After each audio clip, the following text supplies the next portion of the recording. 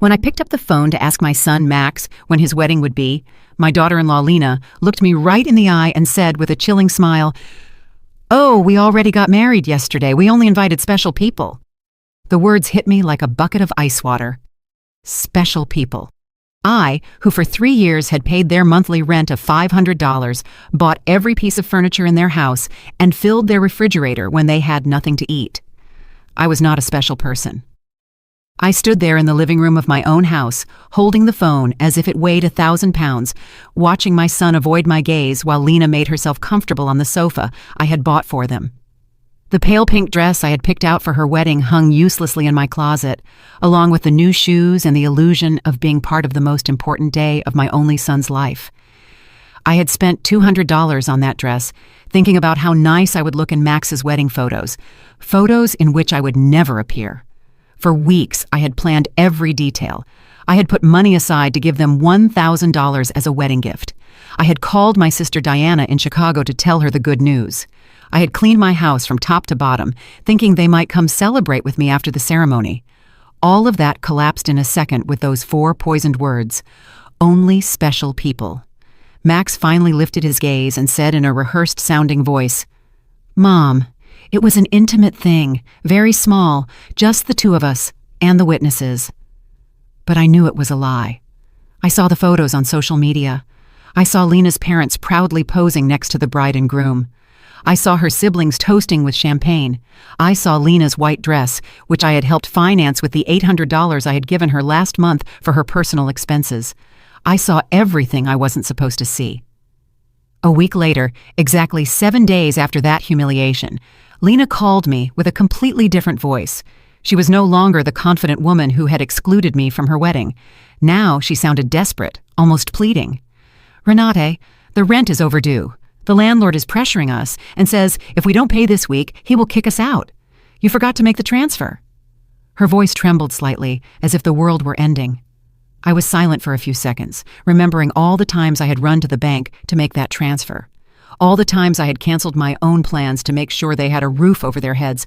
All the times I had eaten beans and rice so I could give them money for their desires.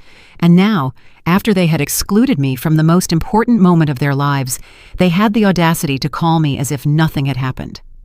"Lena," I said with a calm that surprised even me, "didn't I warn you that I only help special people?" The silence on the other end of the line was so deep that I could hear my own heart beating. For the first time in years, it was not I who was trembling, but her. "Renate, I don't understand," she stammered. "We were always special to you. You're like a second mom to me." Lies. All lies.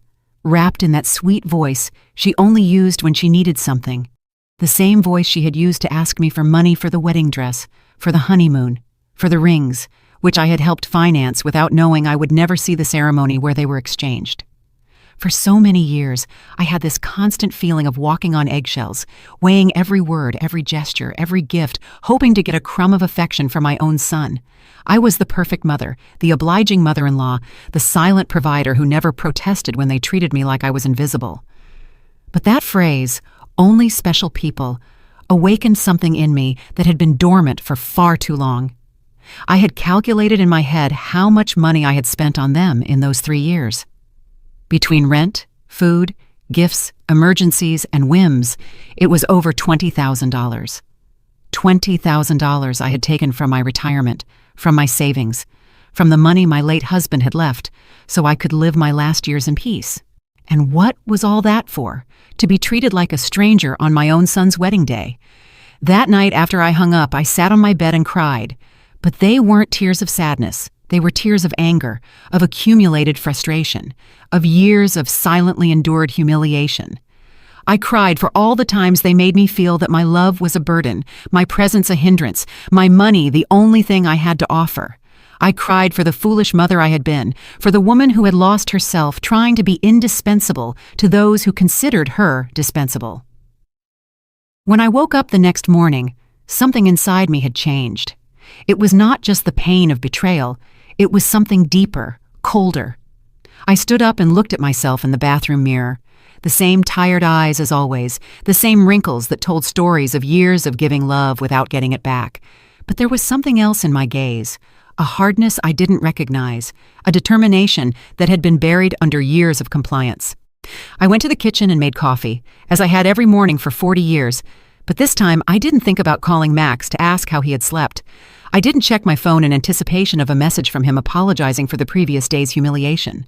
For the first time in a long time, I was my own first concern of the day.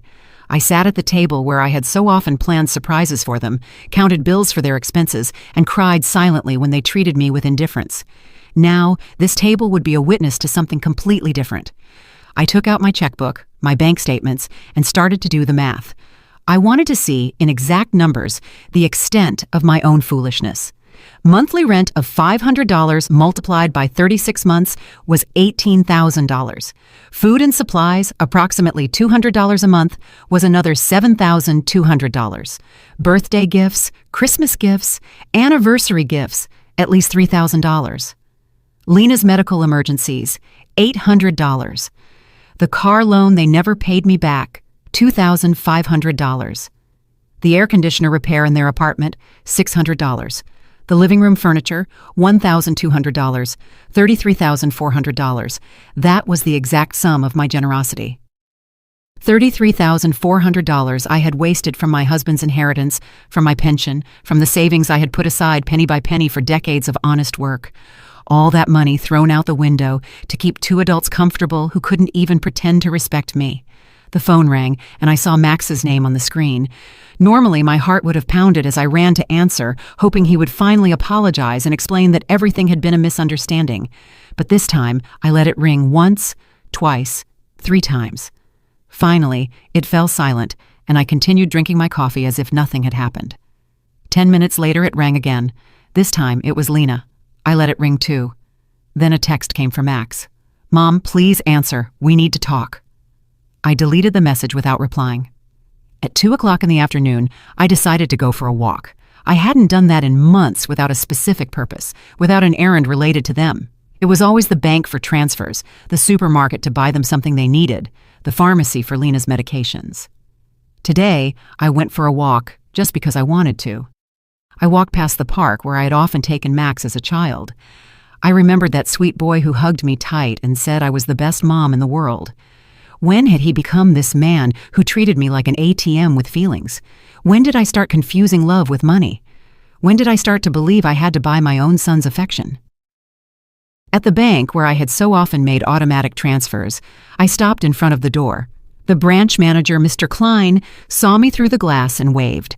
I had known him for years. He had processed every one of my transfers to Max and Lena. He had watched my account drain month after month to fill theirs. I went inside and walked directly to his office. "Mr. Klein," I told him, "I need to cancel the automatic transfers I have programmed." He looked at me, surprised. For 3 years, these transfers had been as regular as the sunrise. "Are you sure, Mrs. Richter? Did something happen?"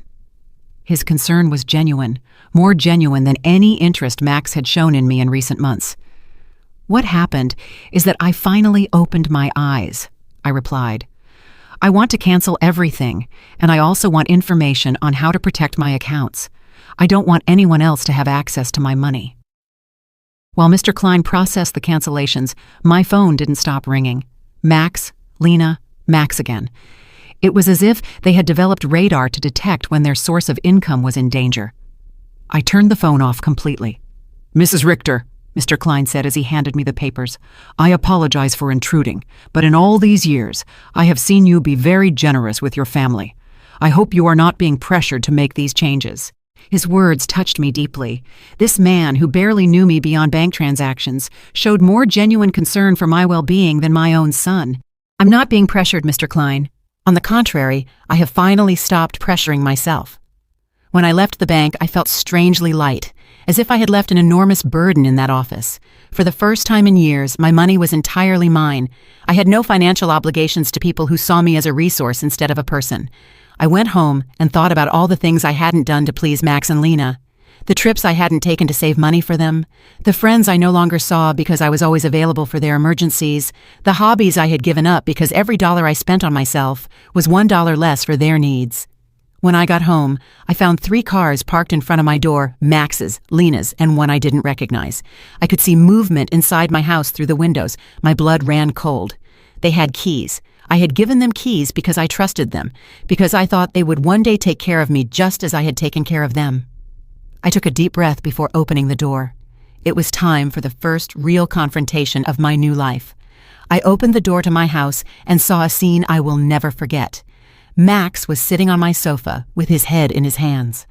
Lena was pacing back and forth like a caged animal, and an older man I didn't know was going through papers on my dining table. My papers, my personal documents. "What is happening here?" I asked in a voice that sounded louder than I expected. All 3 of them looked at me as if I were the intruder in my own house. Lena was the first to speak, and her voice had that desperate urgency I had already heard on the phone. "Renata, thank God you're here. We need to talk.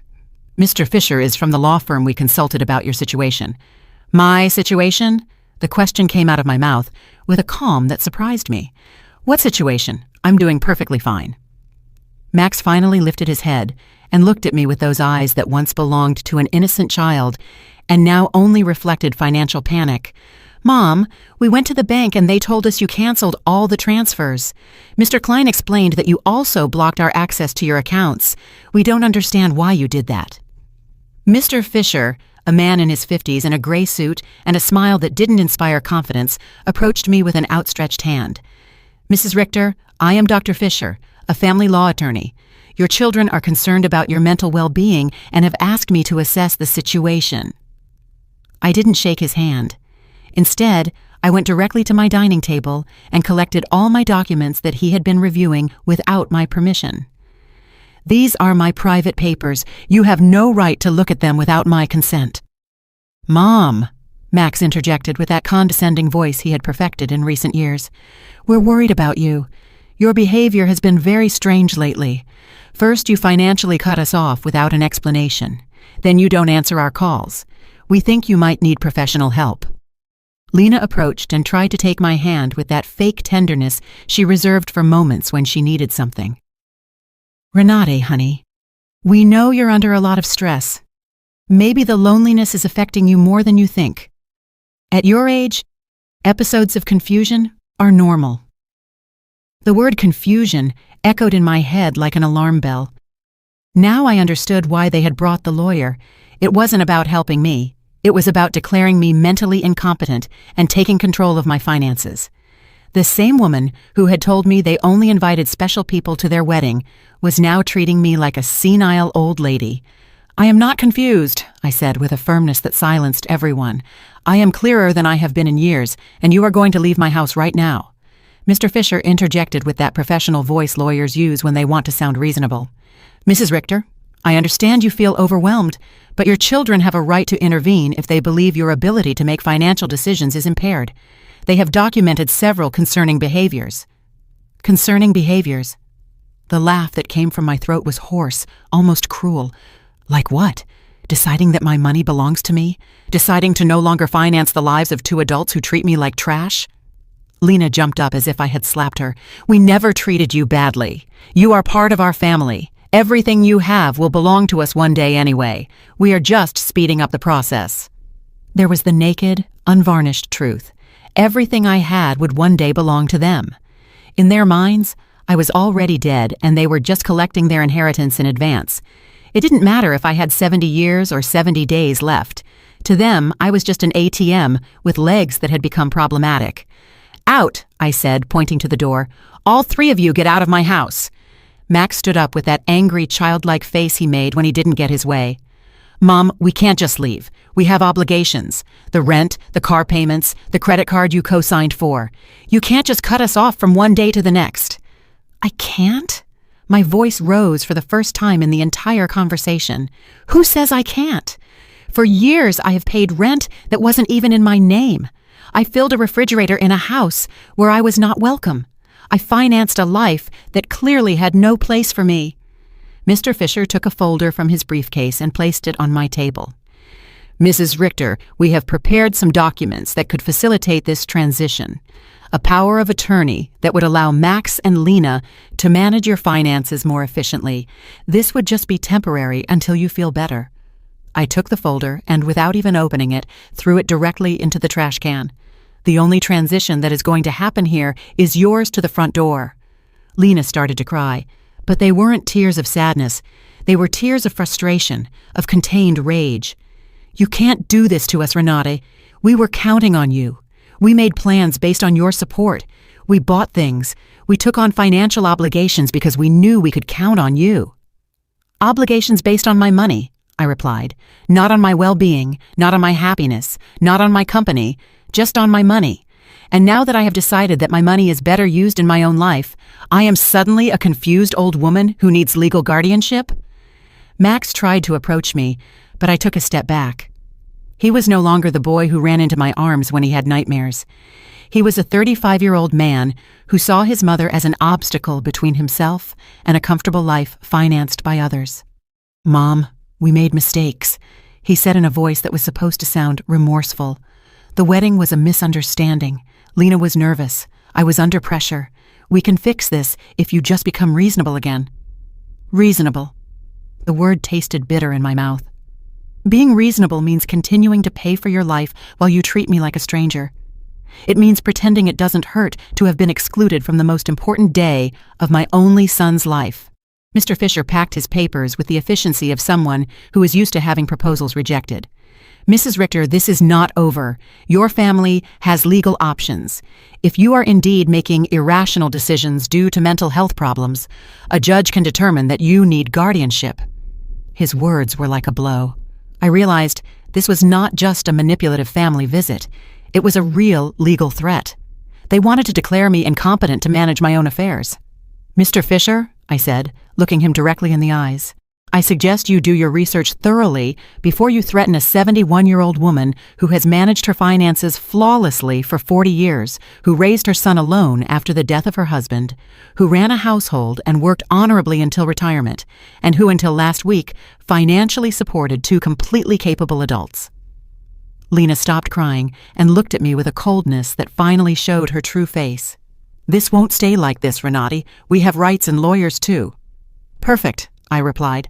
"Hire all the lawyers you want, with your own money, of course, because mine is no longer available to finance your legal tantrums." The three of them walked to the door with the wounded dignity of people who are not used to being told no. Before he went out, Max turned to me one last time. "Mom, this is going to end very badly for you. You're going to end up alone, with no one to take care of you when you really need it." "Max," I said with deep sadness, but also with crystalline clarity, "I am already alone. The difference is that now it's by my own choice, not by your neglect." As I closed the door behind them, I stood in my living room, surrounded by the most beautiful silence I had heard in years. It was the silence of freedom. That night, I couldn't sleep, but not out of sadness or regret, but out of adrenaline from having reclaimed control of my own life. I lay awake in bed, planning my next steps like a general preparing for a battle. If Max and Lena wanted to fight, I would give them a war, but it would be a war I would fight with intelligence, not with emotion. At 6 o'clock in the morning, I was already dressed and ready to go. My first stop was the office of attorney Mr. Weber, a man I had met years ago when I was handling my husband's will. Unlike Mr. Fisher, whom Max and Lena had brought, Mr. Weber had an impeccable reputation and specialized in protecting the rights of the elderly. "Mrs. Richter," he told me as I explained the situation, "what your children tried to do yesterday is more common than you think. It's called elder financial abuse, and it's a federal crime. The fact that they entered your house without permission and reviewed your private documents also constitutes a violation." His words both calmed and worried me. They calmed me because they confirmed I wasn't crazy, that what had happened was truly abusive. They worried me because I realized the situation was more serious than I had thought. "We have to document everything," Mr. Weber continued. "Every transfer, every gift, every time they pressured you for money. We will also change your will to protect your assets from future manipulation attempts." We spent 3 hours reviewing my financial records. Mr. Weber whistled when he saw the total sum, $33,400 in 3 years. "Mrs. Richter, with this money, you could have lived comfortably, traveled, and enjoyed your retirement. Instead, you completely financed the lives of two adults who didn't even respect you enough to invite you to their wedding. When I left Mr. Weber's office, I had a complete plan. First, I would change all the locks on my house. Second, I would install a security system with cameras to protect myself from future surprise visits. Third, I would open a new bank account at a different bank where they had no contact. And fourth, I would start living the life I had postponed for years. My next stop was the hardware store. The owner, Mr. Summer, had known me for years because I was always buying things to fix Max and Lena's apartment. This time was different. "Mrs. Richter, what brings you here today? Another emergency with your son?" he asked with the familiarity of a person who had silently witnessed my wasted generosity. "No, Mr. Summer. This time it's for my own house. I need to change all the locks, and I want them to be of the best quality." He looked at me, surprised, but asked no questions. While I was choosing the locks, his son Ethan, who installed security systems, came by. It was Providence in action. "Ethan," I told him, "I also need to install surveillance cameras, the complete system. The price is not an issue." While they were preparing everything for the installation the next day, I received a call from an unknown number. It was Lena calling from someone else's phone because I had blocked her number after the previous day's confrontation. "Renate, it's Lena. Please don't hang up. We need to talk like civilized adults." "Speak," I said dryly. "Listen, I understand you're upset about the wedding. It was a mistake. Max and I have talked about it, and we want to make it up to you. How about we have a special dinner to celebrate our wedding with you? We can do it at your house, cook together like we used to." The manipulation in her words was so obvious that I almost had to laugh. "Lena, how much rent do you owe exactly?" The silence on the other end confirmed that I had hit a nerve. Well, it's 2 months, $1,000 total. But I'm not just calling for that, Renate. We really miss you in our lives." "Do you miss me or my money?" I asked directly. "Both," she replied with a surprising honesty. "Renate, I won't lie to you. Yes, we need your financial help, but we love you too. You're important to us." "If I'm so important," I said, "why wasn't I important enough to be at your wedding? Why am I not important enough to get a call that doesn't ask for money? When was the last time you called me just to ask how I was doing?" Another silence. We both knew the answer. Never. "Lena, I'm only going to explain this to you once. For 3 years, you have treated me like an ATM with feelings. You used me. You ignored me. You humiliated me. And finally, you insulted me in the worst possible way. Now that the money is running out, you suddenly discover you love me. Renate, please." I cut her off. "There is no please. You made your choice when you decided I wasn't special enough to be at your wedding. Now I'm making mine." I hung up and turned the phone off completely. I didn't want any more interruptions on my day of liberation. That afternoon, I went to the beauty salon I hadn't been to in over a year. I always canceled my appointments because Max or Lena needed something urgent, or because the money I had set aside for myself became an emergency for them. "Mrs. Richter," my favorite hairstylist Cynthia called out. "What a surprise! I thought you had forgotten us." "I didn't forget you, Cynthia. I just forgot that I also deserve to be pampered." I treated myself to the full treatment: cut, color, manicure, pedicure. For the first time in years, I spent money on myself without feeling guilty. While Cynthia worked on my hair, she told me about her life, her children, her dreams. It was refreshing to have a conversation that didn't revolve around Max and Lena's needs. "You look beautiful, Mrs. Richter," she said when she was done. "But more than that, you look free. Did something good happen?" "Yes, Cynthia. I finally learned to say no." When I got home that afternoon, there was a car in front of my door that I didn't recognize. My heart raced for a moment, thinking Max and Lena might have come back with reinforcements. But as I got closer, I saw an older woman sitting on the steps of my porch. "Mrs. Richter?" she asked as I got out of the car. "Yes, that's me. Can I help you?" "I'm Eleanor Brooks. I live next door. We've been neighbors for years, but we've never had a chance to talk. Yesterday I heard very loud voices in your house, and I got worried.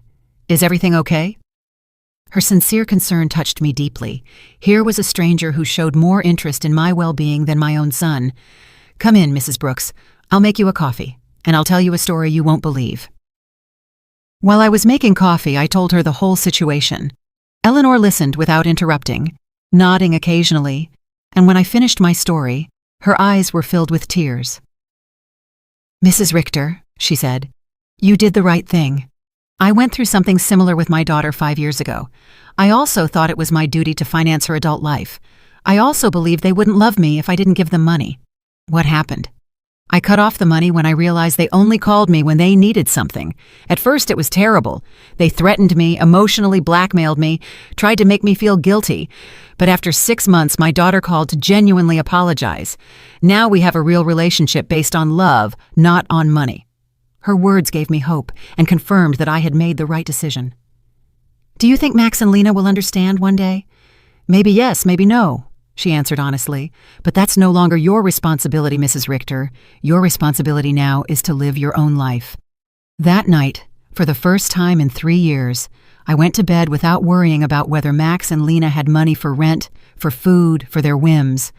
I went to bed thinking about myself, my plans, my future, and I slept better than I had in years. The next day, Ethan and Mr. Summer came at 8 in the morning to change the locks and install the security system. While they worked, my phone didn't stop ringing from unknown numbers. Lena was still trying to contact me from different phones, but I had developed a new skill, completely ignoring calls that didn't suit me. Mrs. Richter, Ethan said as he installed the cameras. This system will give you absolute peace of mind. You can see from your phone who is coming to your house, even when you're not here. And if someone breaks in without permission, an alert is automatically sent to the police. The irony was not lost on me. I was installing a security system to protect myself from my own son, but it didn't hurt as much as it used to. It was simply a practical measure to maintain my newfound peace.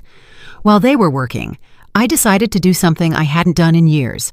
Call my sister, Diana, in Chicago. We had lost touch because every time we talked, I would tell her about Max and Lena's successes, about how much money I had spent on them, about how proud I was to be able to help them. I now realized that our conversations had become financial reports disguised as family news. Renate, Diana answered, surprised. Sister, how are you? We haven't spoken in months. I'm good, Diana. Better than good. I'm calling you to tell you that I've finally come to my senses. I told her the whole story from the beginning, the secret wedding, the humiliation, the visit with the lawyer, my decision to cut off the funding. Diana listened to me in silence, and when I was done, her answer surprised me. Renate, sister, it was about time. Every time we spoke, it broke my heart to hear you brag about how much money you gave them, as if love could be measured in dollars. I wanted to tell you something, but I didn't know how. What did you want to tell me?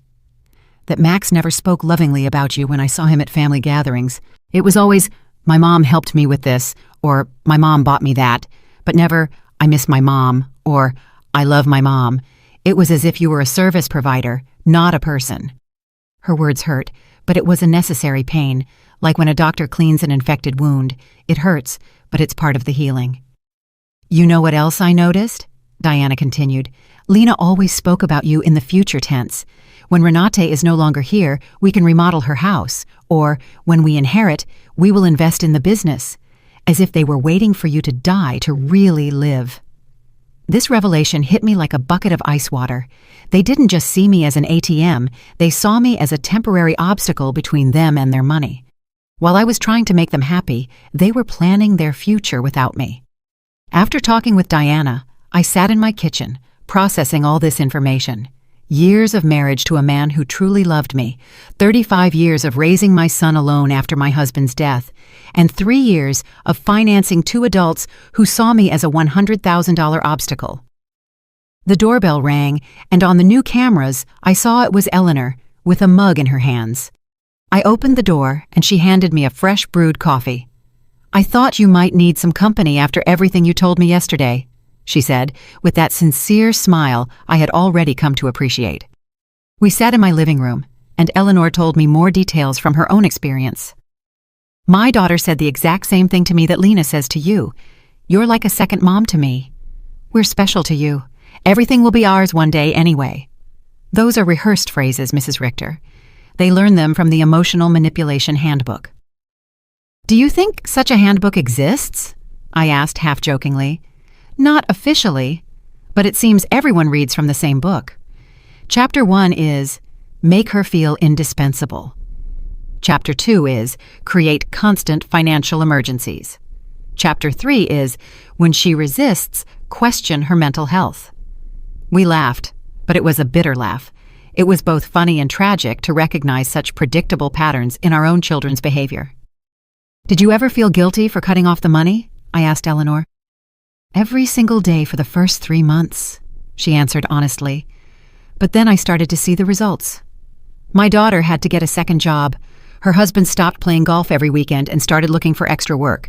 They learned to live within their means, and more importantly, they learned that I was a person, not a resource."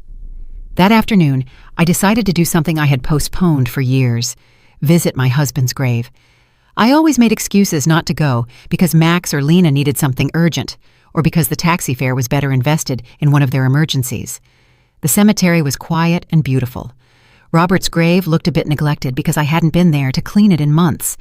I sat on the grass next to his headstone and talked to him as if he were alive. "Robert, my love, I think I lost myself for a while. After you left, I put all my energy into Max. I wanted to be the best mother in the world, thinking somehow he would grow up without a father. But I think in the process, I forgot to be myself." The wind blew gently, and for a moment, I felt like he was listening to me. "Our son has become someone I don't recognize. Or maybe he was always like this and I didn't want to see it. His wife is, well, you know how she is. The money you left for me to live peacefully, I spent it taking care of them. But not anymore, my love. I have learned." I cleaned his grave, replaced the withered flowers with new ones, and stayed there for another hour, simply enjoying the peace. For the first time in years, I was not in a hurry to get home to solve a crisis for Max and Lena. When I got home, there were 3 cars parked in front of my door again. My heart raced, but this time I was prepared. The cameras showed me that it was Max, Lena, and 2 other people I didn't recognize. Everyone seemed agitated, talking to each other and pointing at my house. I didn't get out of the car. Instead, I called Mr. Weber, my lawyer. "Mr. Weber, they are at my house again. This time they've brought more people. What should I do?" "Don't get out of the car, Mrs. Richter. I'll be there right away and I'll call the police. After our conversation yesterday, I requested a temporary restraining order. They are not allowed to be on your property." Minutes later, Mr. Weber and 2 police patrol cars arrived. I watched the officers talk to Max and Lena, saw my son gesticulate angrily, saw Lena crying again, but this time her tears did not move me. One of the officers approached my car. "Ma'am, you can get out safely. Your visitors are going to leave immediately." As I got out of the car, Max shouted at me from the street. "Mom, this is ridiculous. We're your family. You can't call the police on your own son." "Max," I replied with a calm that surprised even me, "family doesn't threaten lawsuits for mental incompetence. Family doesn't break into people's homes without permission. Family doesn't treat their mothers like ATMs." Lena screamed from across the street. "You're going to pay us everything you owe us. We have bills you co-signed for. You can't just abandon us like this," Mr. Weber interjected. "Mrs. Brooks, any future communication must be through my office, and I suggest you consult with an attorney before making collection threats, because my client has full documentation of all the payments she voluntarily made for 3 years." I watched them drive away in their cars, defeated but not giving up. I knew this wasn't over, but for the first time in this situation, I felt confident. I had professional help. I had emotional support from Eleanor. And more importantly, I had mental clarity about what was right and what was wrong. That night, Eleanor invited me to her house for dinner. I met her daughter, who was visiting, and I was able to see with my own eyes what a healthy family relationship looked like. They spoke respectfully to each other, asked sincerely about each other's lives, and laughed together. The daughter didn't ask for money once the entire evening. "I wanted that with Max, too," I confessed to Eleanor after her daughter had left. "And maybe you'll get it one day," she replied. "But first, he has to learn that you are a person who deserves respect, not just a source of income." For the first time in weeks, I went to bed feeling hopeful about the future. The next few days were strangely peaceful. The surveillance cameras showed me that Max and Lena were driving past my house several times a day. Sometimes slowly, sometimes they parked for a few minutes, but without getting out. It was as if they were studying my routine, looking for the perfect moment for their next move. Mr. Weber had advised me to document every one of these visits, so I kept a detailed log with the date and time. "Their persistence will work in our favor," he had said. "Every time they show up after we've told them not to approach, it strengthens our case for a permanent restraining order." On Friday morning, I was calmly having breakfast when the doorbell rang. The cameras showed me a very well-dressed young woman with a folder in her hands and a professional smile. I didn't recognize her, but something about her posture told me it was not a social visit. "Good morning, Mrs. Renati Richter," she said as I opened the door. "I am a social investigator from the Office of Senior Services. We have received a report that you may be in an at-risk situation and we need to conduct a wellness check." My blood ran cold. Max and Lena had escalated the situation. It was no longer just threats from private lawyers. Now they had involved the government. "Can I see your ID?" I asked, trying to stay calm. "Of course."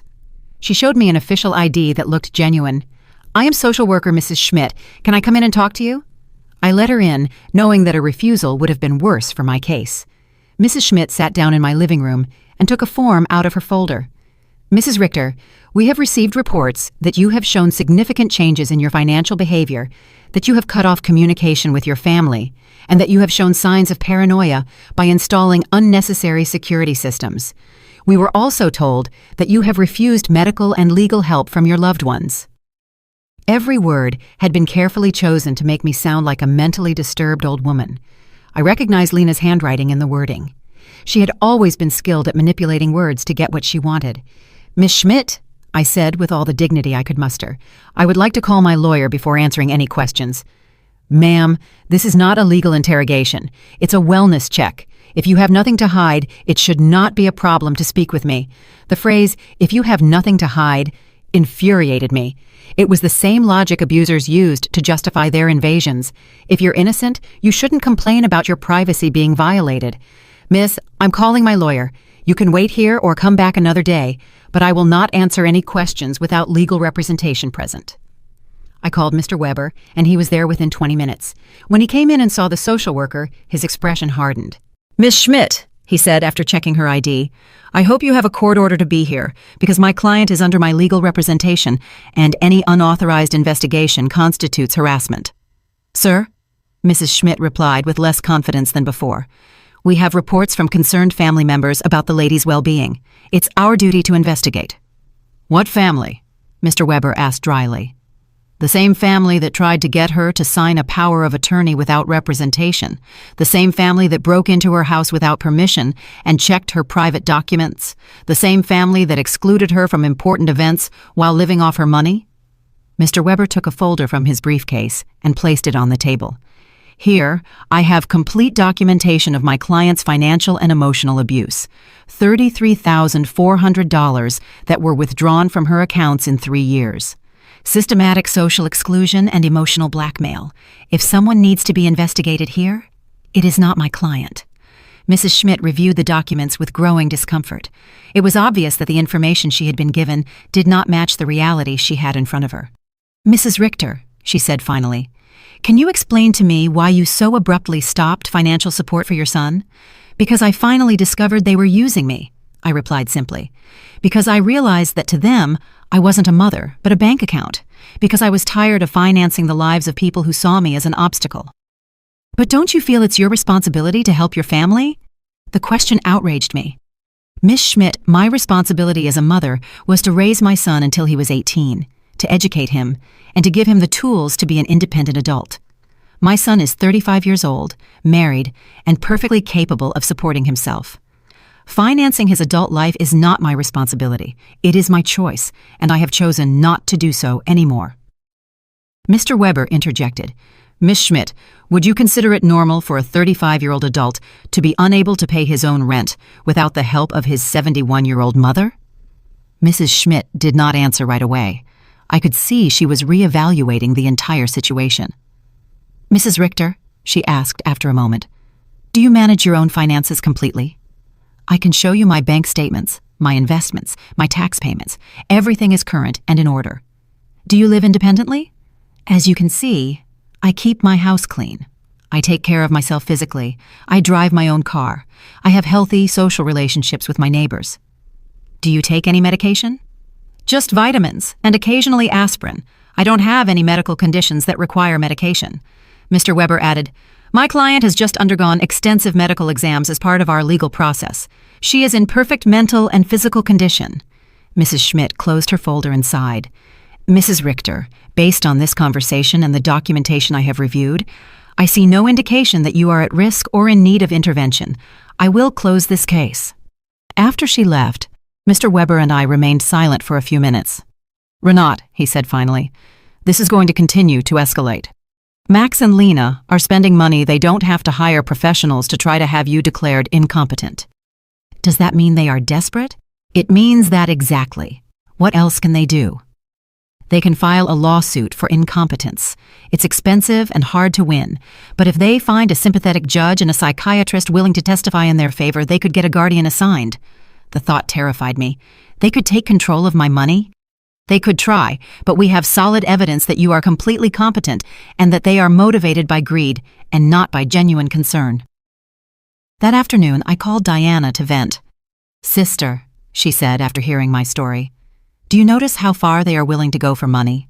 They are risking family relationships, spending money on lawyers and doctors, destroying their own reputation, all to get access to your bank account again." Her words made me think. Max and Lena had completely revealed their true nature. There was no going back. There was no possibility of a genuine reconciliation. To them, I had never been a mother or a respected mother-in-law. I had always just been money on legs. This revelation, although painful, was also liberating. I no longer had to wonder if I was making the right decision. I no longer had to feel guilty for protecting myself.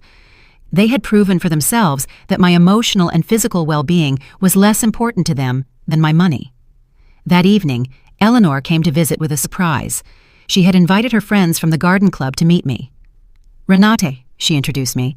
"These are my friends Cynthia, who you already know from the salon, Maria, Carmen, and Elfrida. We have all been through similar situations with abusive family members." We spent the evening sharing stories. Maria had had to set boundaries with a brother who constantly asked her for money. Carmen had cut off her relationship with a daughter who only visited when she needed money. Elfrida had had to change her will after she found out her grandchildren considered her their retirement plan. "What hurts me the most," I confessed, "is not losing the money I gave them, but realizing that I never had the love I thought I had." "Renate," Elfrida said with the wisdom of her 80 years, "true love cannot be bought or sold. If you had to pay for it, it was never real." Her words were balm for my wounded soul. She was right. I had bought attention, not love. I had financed an illusion. "You know what I've discovered?" I said to my new friends. "That loneliness, surrounded by people who don't love you, is worse than being lonely on your own. At least now, when I am alone, I am in good company." Everyone laughed, and we toasted to our newfound wisdom. That night, after my new friends had left, I sat in my garden, thinking. The stars shone brighter than ever, or perhaps I was seeing them with clearer eyes. For the first time in my adult life, I was completely alone financially. I had no dependents, no financial obligations to anyone but myself. And instead of scaring me, this reality excited me. I could travel when I wanted. I could remodel my house. I could buy myself nice clothes. I could donate to charities that were important to me. I could invest in my own future instead of financing the present of ungrateful people. Freedom tasted like hope, and for the first time in years, I wanted to plan my future. A month after the psychiatrist's visit, I thought I had finally won the war. I had settled into a beautiful routine. I calmly had breakfast and read the newspaper. I tended to my garden, had lunch with Eleanor or one of my new friends, and in the afternoons, I devoted myself to activities I had given up for years. I had started painting again, something I was passionate about before I became Max and Lena's personal financier. But on a Thursday morning, while I was painting flowers on my new easel, Mr. Weber came to my house with a grim expression that made my blood run cold. "Renate, we need to talk. Max and Lena have filed a formal lawsuit for mental incompetence in family court. They are requesting to have a legal guardian assigned to you." The words fell on me like stones. I knew it was a possibility, but hearing it out loud made it terrifyingly real. "Does that mean they can take control of my money?" "If a judge determines that you are unable to manage your affairs, yes, he could place Max as your legal guardian, which would give him full control over your finances." I sat down heavily on my sofa, feeling the weight of the deepest betrayal I had experienced in my life. My own son was trying to legally declare me incompetent to steal my money. "Mr. Weber, what evidence could they have? You yourself have seen that I am completely competent." "They have statements from 3 witnesses who claim you have behaved erratically. They also submitted unpaid doctor's bills that you supposedly didn't pay, and medications that you supposedly hoarded without taking them." "But that's a lie. I don't have any outstanding doctor's bills or hoarded medications." I know, Renate, but they have fabricated convincing evidence. They also have the statement from Dr. Lehman, who states that you refused to cooperate with a psychiatric evaluation, which they interpret as proof of mental decline. The manipulation was diabolical. They had turned my refusal to undergo an unnecessary exam into proof of a mental illness. They had used my instinct to protect myself from them as proof that I needed protection. Who are the three witnesses? Mr. Weber looked through his documents. Lena, of course, a neighbor named Mr. Davis, and someone who claims to be your pharmacist, Mr. Green. Mr. Davis was the neighbor across the street, an unpleasant man who had always had problems with me because my friends sometimes parked in front of his house. Mr. Green was indeed my pharmacist, but I didn't understand what he could have against me. I need to talk to Mr. Green, I told Mr. Weber. Something's not right. We went to the pharmacy together that afternoon. Mr. Green received me, surprised and nervous. Mrs. Richter, it's good to see you. How are you? Mr. Green, I was told you signed a statement saying I show erratic behavior with my medications. His face turned red as a tomato. Mrs. Richter, your daughter-in-law came in a few weeks ago and asked about your medications. She said she was worried because you were acting strangely. And what did you tell her? I explained to her that you only buy vitamins and occasional aspirin, that you don't have any regular medical prescriptions, but she insisted that this was proof that you weren't taking adequate care of your health. Mr. Weber interjected. Mr. Green, did you sign a paper? She brought a document that said I was confirming that Mrs. Richter had irregular medication purchases. I thought it was for her health insurance or something. I didn't know it was for a lawsuit. My own pharmacist had been tricked into signing something he didn't fully understand. Lena's manipulation knew no bounds. Mr. Green, I said, I need you to write a statement explaining exactly what happened and clarifying that I have no problems with medications. Of course, Mrs. Richter, I am terribly sorry for this misunderstanding. After the pharmacy, we went to confront Mr. Davis. When we knocked on his door, he received us with obvious hostility. What do you want, Mr. Davis? Mr. Weber said. I understand you signed a statement about my client's behavior. And you're right, I did. That woman is crazy. She's been acting strange for weeks. Can you be more specific about the behaviors you observed? Installing cameras as if she lived in a war zone, having strangers visit all the time, yelling at her family in the street? I realized Mr. Davis had taken everything out of context. The cameras had been installed for protection. The strangers were my new friends. The yelling was me defending my house from Max and Lena's invasions. Mr. Davis, I said, do you know why I installed the cameras? No, and I don't care. To protect myself from my son and daughter-in-law, who broke into my house without permission and threatened me. That's what a crazy person would say, he replied cruelly. There was no way to reason with him. His statement was based on superficial observations maliciously interpreted. That evening, Mr. Weber and I sat down to plan our defense.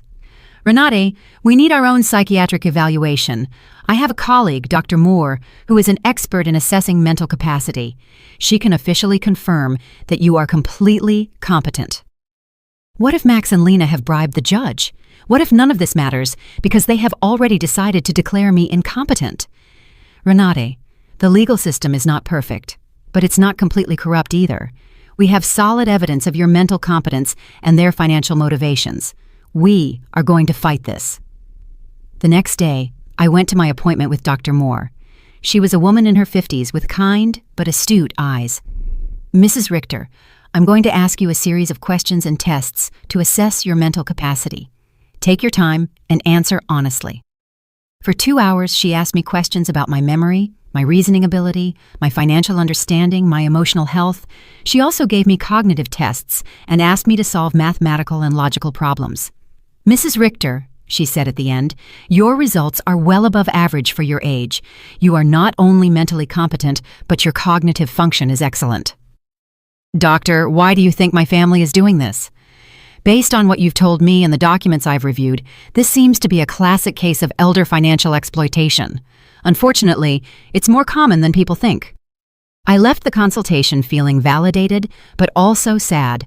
The professional confirmation of my mental health was a relief, but it also confirmed that the lawsuit was real and necessary.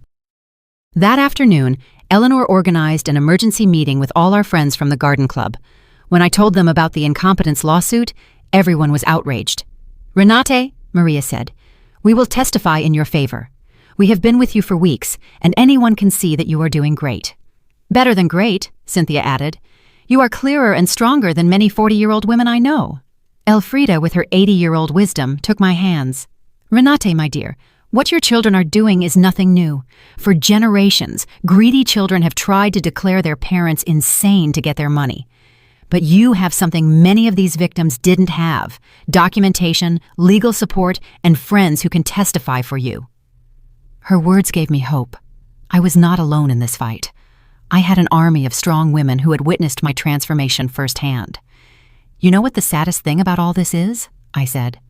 That Max and Lena are willing to destroy any future possibility of reconciliation for money. Even if I were willing to forgive everything so far, there's no going back from this. And maybe that's for the best, Cynthia replied. At least now you know exactly who they are and you can act accordingly. That night, for the first time since this nightmare began, I really cried. Not out of sadness, but out of grief. I said my final goodbye to the son I thought I had, to the dream of a loving family, to the illusion that unconditional love was reciprocated. But something new also emerged within me, an iron determination not to let myself be stripped not only of my money, but also of my dignity and my freedom. The war had officially begun, but I was ready to fight. The trial came 3 weeks later. I woke up early, put on my best black suit, and looked at myself in the mirror with a determination I had never felt before. Today, not only my mental capacity would be judged, my dignity as a person, my right to live free from abuse, my value beyond my bank account would be judged. Mr. Weber came at 7 a.m. to go over our strategy one last time. Renate, remember, the burden of proof is on them. They have to prove that you are incompetent. We just have to show that you are not. And what if the judge is already biased? Judge Miller has a reputation for being fair. I researched his past cases, and he doesn't automatically favor families. He is dedicated to protecting the rights of the elderly. We arrived at the courthouse at 9 a.m. In the hallway, I saw Max in a new suit that he probably bought for the occasion, and Lena dressed in black as if she were at a funeral. Maybe it was one, the funeral of our family relationship. When our eyes met, Max avoided my gaze, but Lena held my gaze with a coldness that confirmed that for her, this was just a business transaction. Their lawyer was an older, elegant man with the kind of confidence that comes from winning similar cases before. When he began his opening statement, his strategy was clear: to portray me as a confused old woman who had been manipulated by strangers to alienate me from my loving family. Your Honor, he said in a solemn voice, Mrs. Renate Richter has shown a clear mental decline in recent months. She has cut off all financial support for her family without a rational explanation. She has installed unnecessary security systems due to paranoia, and has isolated herself from her loved ones under the influence of neighbors and lawyers who are obviously taking advantage of her vulnerable situation. Every word had been carefully chosen to make my self-empowerment sound like dementia, and my freedom sound like external manipulation. Then they called their witnesses. Lena was the first to testify, and her performance was Oscar-worthy. She cried as she described how I had completely changed, how I had become hostile and paranoid, how I had isolated myself from the family that loved me. Your Honor, she said in a trembling voice, Renate has always been like a second mom to me. Seeing her mental decline has been devastating. We just want to help her get the care she needs. Lies, wrapped in convincing tears. When Mr. Weber cross-examined her, the cracks in her story began to become visible. Mrs. Schuster, can you tell the court, when was the last time you called my client without asking for money? Lena stammered. Well, we always talked about many things. Can you give me a specific date? I don't remember exact dates. Is it true that you and your husband got married without inviting my client? It was a very small ceremony. Is it true that when my client asked about the wedding, you told her that you had only invited special people? Lena's face turned red. Those words were taken out of context. What would be the right context to tell your mother-in-law that she is not a special person? She couldn't answer convincingly. Max was next. Seeing him on the witness stand, swearing to tell the truth while preparing to lie about my mental health, was one of the most painful moments of my life. This was the boy I had raised alone, the one I had dedicated my entire life to. My mom has always been very generous with us, he testified. But lately, she has become erratic and irrational. We believe she is being manipulated by people who are taking advantage of her." When Mr. Weber cross-examined him, the mask fell completely. "Mr. Richter, how much money have you received from your mother in the last 3 years?" "I don't know the exact amount." "Does $33,400 sound about right?" "Maybe. She's always been generous." "And how many times have you visited your mother without asking her for money?" The silence was deafening. "Is it true that you and your wife broke into my client's house without permission and checked her private documents?" "We were worried about her." "Is it true that you brought a lawyer to pressure her into signing a power of attorney?" "We wanted to help her manage her finances." "Do you, at 35 years old, need the help of your 71-year-old mother to pay your rent?" Max couldn't answer with dignity. Mr. Davis testified about my supposed erratic behaviors, but when Mr. Weber asked him for details, he admitted that he had never spoken to me directly and that all his information was based on superficial observations. Dr. Lehman testified that my refusal to undergo an evaluation was proof of mental decline. But Mr. Weber submitted the documentation of our evaluation with Dr. Moore, which completely refuted his conclusions. Then it was our turn. Mr. Weber first called Mr. Green, my pharmacist, who explained how he had been tricked into signing a statement that distorted my medication buying habits. Dr. Moore testified about my excellent mental state and presented the results of the cognitive tests, which had been flawless. Mr. Summer from the hardware store testified about my mental competence and explained that my decisions to cancel automatic transfers were completely rational and had been processed correctly. Eleanor and my friends from the garden club testified about my clarity, my newfound vitality, and my ability to maintain healthy social relationships. Finally, it was my turn to testify. I stood up with dignity and walked to the witness stand, feeling the weight of 71 years of experience, of wisdom gained through pain, of strength discovered in adversity. Mr. Weber guided me through my testimony, letting me tell my whole story.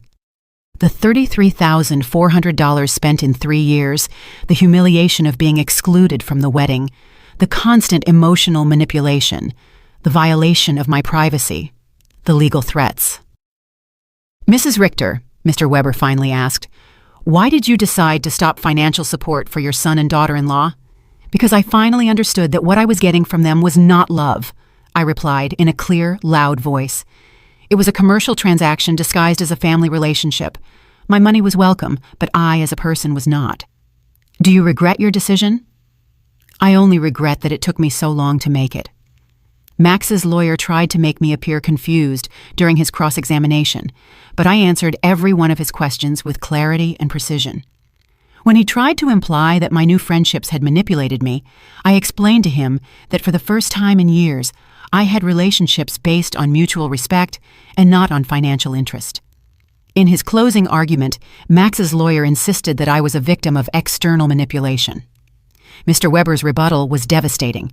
"Your Honor, what we have seen here is not the case of an incompetent old woman, but that of a woman who has finally found the strength to free herself from years of financial and emotional abuse. The plaintiffs have presented no real medical evidence of mental incompetence.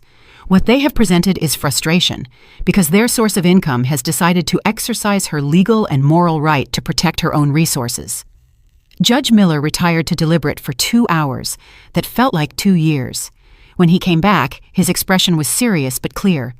"After reviewing all the evidence presented," he began, "it is obvious to this court that Mrs. Renate Richter is in full possession of her mental faculties. Professional psychiatric evaluations confirm her cognitive competence. Her financial decisions, as painful as they may be for her family, are completely rational and within her rights."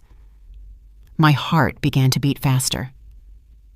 "Furthermore," the judge continued, "the evidence suggests that this lawsuit is motivated by financial interest rather than by genuine concern for Mrs. Richter's well-being. The court completely denies the request for guardianship." I had won. I had not only won the lawsuit, but also my freedom, my dignity, my right to live free from the abuse of those who supposedly loved me. When we left the courthouse, I saw Max and Lena talking angrily with their lawyer. Lena gave me a look of pure hatred before she walked away. Max looked at me one last time, and for a second, I saw something that could have been regret, but it was already too late. That night, Eleanor organized a celebration at my house with all our friends. We toasted to justice, to freedom, to the sisterhood of strong women who support each other. "Renata," Elfrida told me, "today you didn't just win a trial, you won back your life." She was right. For the first time in years, the future was completely mine.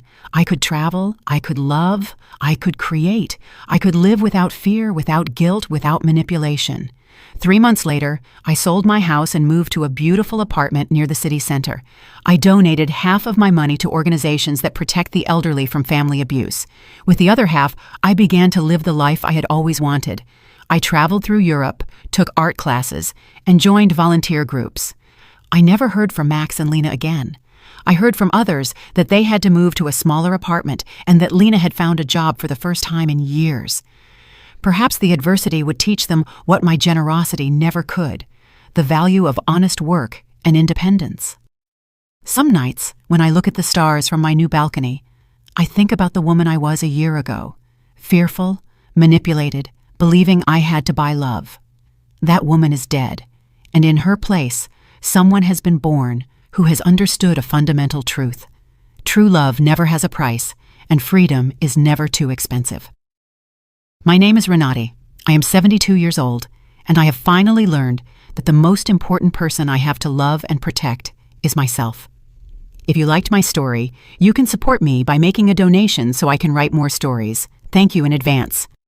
And you, what would you do in this person's place? I would love to hear your opinion, so please share it with me in the comments.